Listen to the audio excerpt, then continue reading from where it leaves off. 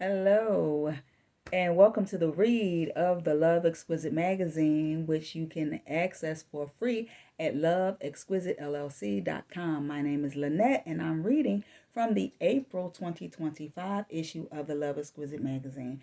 And I'm reading in the section titled For the Love of Relationships. And the article is titled Don't Trust Your Trauma. Another good one, y'all. Don't trust your trauma. In relationships, we bring so much to the table from our life experiences, good and sometimes bad.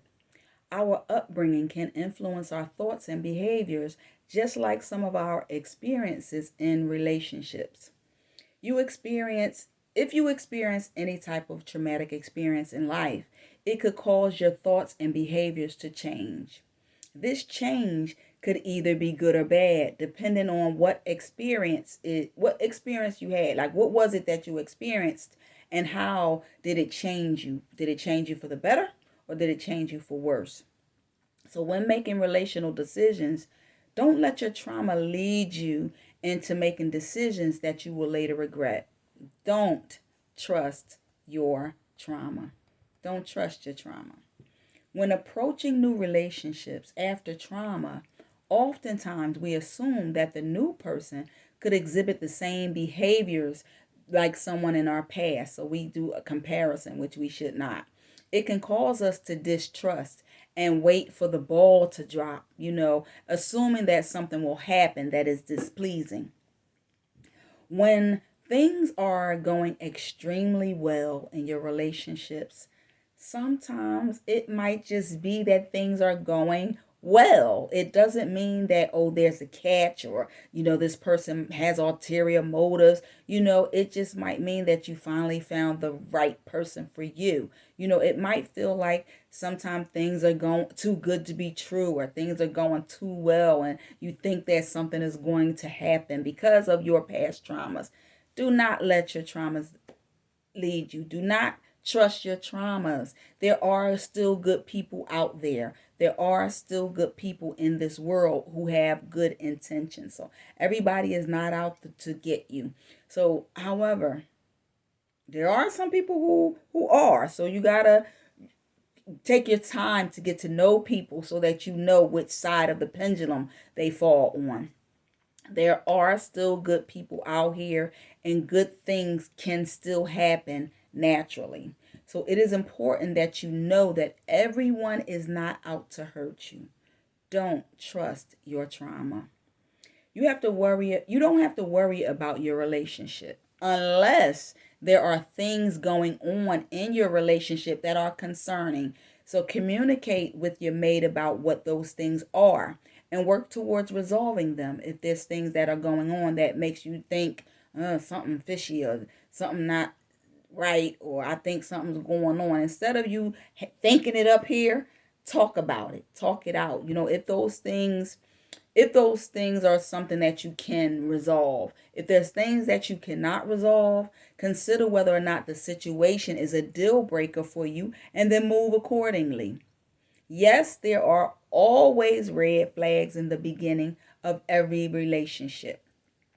Just make sure that the red flags are actually warning signs and not trauma triggers. So just because someone might exhibit some similarities from someone in your past, from your past experiences, it doesn't mean that he or she is doing what was done to you previously. For example, if your mate doesn't answer the phone on the first time you call them, or the first ring, when you call them that day, and in your past relationships, when you called somebody, you later found out that they were cheating or whatever, doesn't mean that that new person is doing the same thing. Everybody doesn't have their phone at their hip 100% of the time. Sometimes people go to the bathroom. Sometimes people go to sleep. Sometimes people just leave it downstairs and they're upstairs.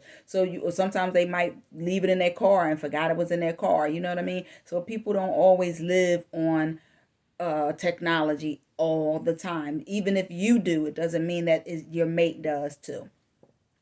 So give them time. Don't always assume the worst. Don't always think they're cheating or they're doing something wrong.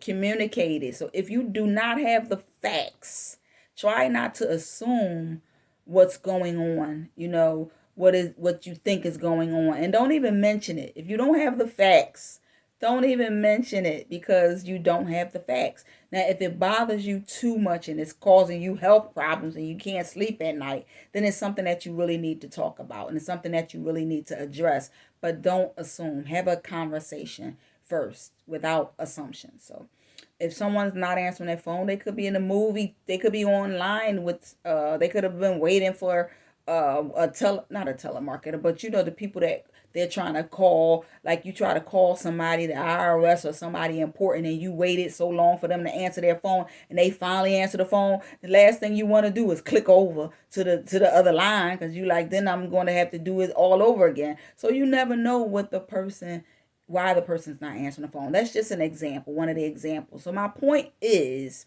there are several reasons why people do what they do. It's not just the one reason that you're thinking about. Don't trust your trauma. You hear people often say, trust your gut, trust your intuition, in your relationships. However, you want to be very careful about what it is that's guiding your thought process. It is not always what you think. It is not always what you think. It is not always your gut feeling. It's what you know. So that's the difference. It's not what you think. It's what you know for sure, 100%, with 100% certainty. Not what you think, not what you feel, not what is based on what you have experienced in your past. It should be based on what you know. So again, if you don't have the facts, don't even mention it. Most of those things are led by our trauma. So heal from your trauma so that you can be open to knowing and learning the facts versus being charged or triggered by your trauma. Don't trust your gut if it's trauma led. Don't trust your intuition if it's led by your trauma. If either of those things are triggering your trauma, like if your gut, your intuition, if it's triggered by trauma, don't trust it. Know the facts. Let it be based on facts. Only trust your gut feeling and your intuition when you are basing things on 100% certainty, 100% true, because you have the facts, not what you're assuming. Not what you make up in your mind to be true, but what you actually know for sure based on the facts that you have gathered.